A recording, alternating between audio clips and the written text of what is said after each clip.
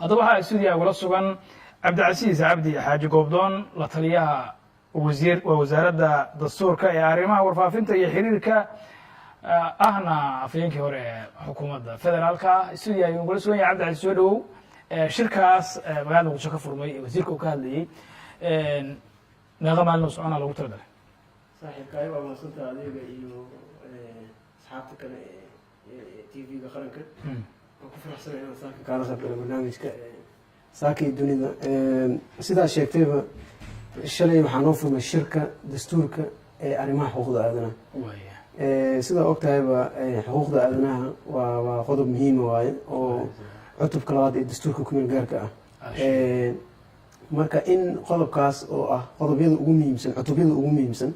ee dastuurada oo dhan caalamka ka jiro in laisla falanqeeyo oo la xoojiyo oo lagu celceliyo oo la hubiyo in xuquuqda aadanaha ee dhammaan muwaadiniinta soomaaliyeed ay tahay mid sugan. shirkaas shalay uu noo furmay maanta wuu socdaa beriyuu soo xirmi doonaa. waxaan rajeynayaa inuu baaq iyo kasoo baxo talooyin ku aadan in xuquuqda aadanaha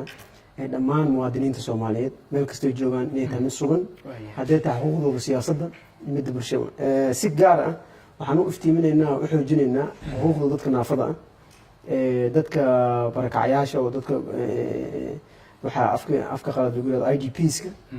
barakacyaasha gudaha iyo dibaddaba dadka soomaaliyeed oo barakacyaasha ah, iyo waxaa jiro dad soomaaliyeed oo matalaad siyaasadeed haysan, golayaasha dowladda matalaad siyaasad ku haysan oo xildhibaane iyo wasiire haysan. marka in laga wada hadlo sidii arrimahaas oo dhan xal looga gaari lahaa oo maxaan ku rahaa dadka soomaaliyeed meel kastay joogaan u noqon lahayn dad xuquuqdooda iska dhex arka. yaa loo qabanayaa shirka oo ka qayb galaya marka? shirka waxaa ka qayb galaya ilaa dad gaaraya 100 oo ka yimid gobolada dalka oo ah bahda xuquuqda aadanaha, dadka u dooda xuquuqda aadanaha, hogaamiyaasha iyo madaxda ururada naafada, hogaamiyaasha madaxda ururada maxaan ku rahdaa barakacyaasha, iyo sidoo kale hogaamiyaasha dadka matalaada siyaasadda aan haysan. waxaa iska kaashanaya wasaaradda arrimaha dastuurka iyo wasaaradda haweenka iyo xuquuqda aadanaha oo si wada jir ah maxaan ku rahdaa wada qabanayo. sidoo kale waxaa looga arinsanayaa maadaama dee dalka soomaaliya uu ku biiray guddiga xuquuqda aadanaha ee qaramada midoobay iyo in la saxiixay xeerkii maxaa la dhihi jiray hay-addii naafada qaranka in la ansixiyey iyo convention caalami ah oo xuquuqda aadanaha uun ku saabsan oo wasiiradda haweenka xuquuqda aadanaha ay soo seexday in arrimahaas oo dhan laga wada hadlo, laga arinsado jihooyinka u socdaan waxay yihiin iyo sida dadka soomaaliya ugu faa'iidi karaan in laga arinsado. waayahay, maadaama laga hadlayo xuquuqda aadanaha iyo sidii loo horumarin lahaa oo dadku ay xuquuq u heli lahaayeen, ma dastuurka ayaa lagu dari doonaa talooyinka soo baxay mase waxay noqon doonaan kuwo si gaar ah loo wajaho? maya, horta wax walba dastuurka looma dari karo. dastuurka sidiisa waa wax mawaadi ah waan haddana dastuurkeena ma xuma oo xuquuqda aadanaha marka la fiiriyo cutubka labaad xuquuqda aadanaha khuseeya ma ahan runtii qodob aad u wiiqan ma ahan, u daciifsan ma ahan, aadaa looga shaqeeyey.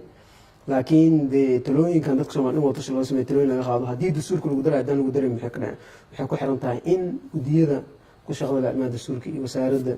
ay eegaan guddiga madax bannaan dastuurka qoran oo xil saaran inuu eego uu talooyinkaa noqdo talooyin wax ku ool ah. kadibna dee talooyinka meeshaa kasoo wada baxoo dhan waa badnaan karaan, laakiin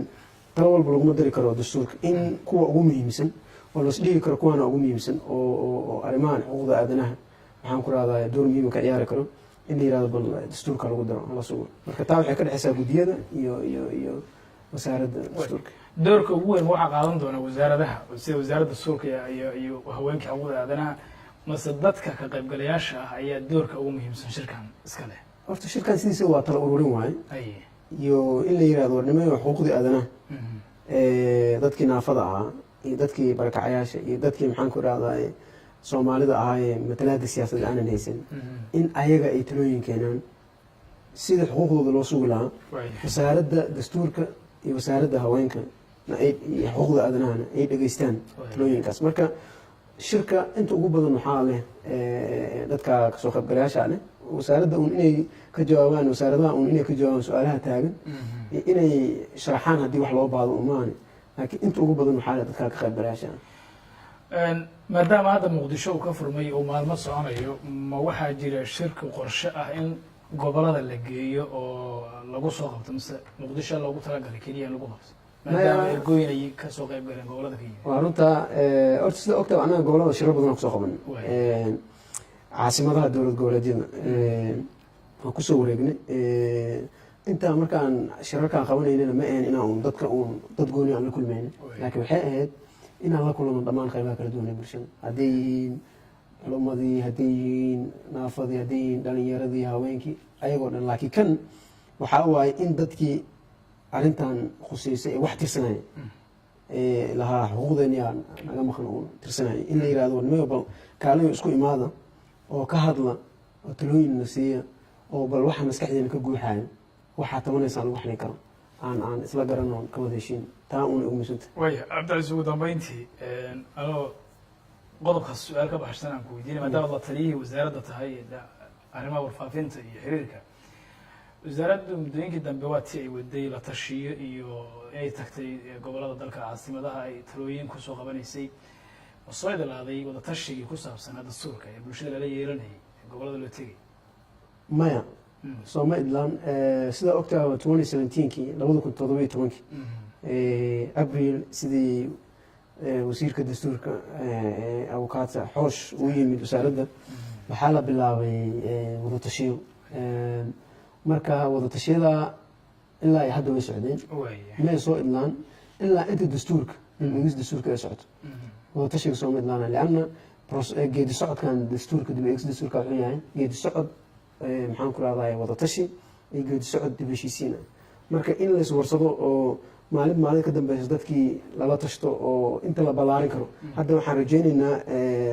sanadka cusub waxaan rajaynaynaa